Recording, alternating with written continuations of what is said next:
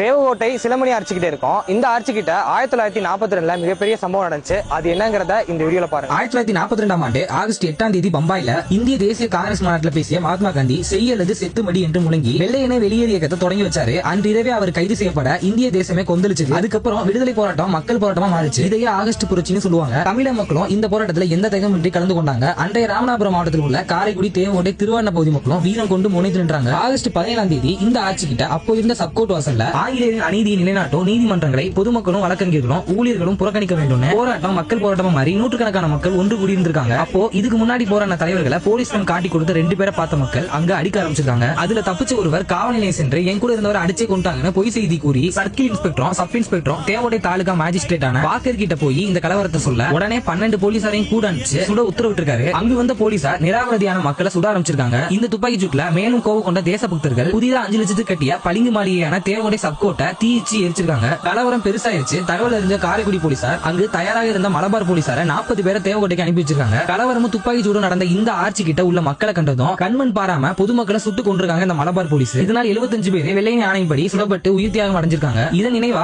1947ஆம் ஆண்டு சுதந்திர தினத்தன்று மாலை 4 மணிக்கு ஏற்கனவே செயல்பட்டு வந்த இந்த பூங்கால உயிர் தியாகம் செய்த தியாகிகள் நினைவா நினைவு சின்னம் எழுப்பி தியாகிகள் பூங்கான்னு பேர் அமைச்சிருக்காங்க. இந்த தியாகிகள் பூங்கா பற்றி முழு விவரம் தெரிஞ்சுக்க தேவகோட்டையை சேர்ந்த கைலாஷ் பழனியப்பன் வெளியிட்ட பிளாக் ஸ்பாட்டை நம்ம ஐடியோட லிங்க்ல வச்சிருக்கேன். செக் பண்ணி பாருங்க. அடுத்த எபிசோட்ல சந்திப்போம். நன்றி, வணக்கம்.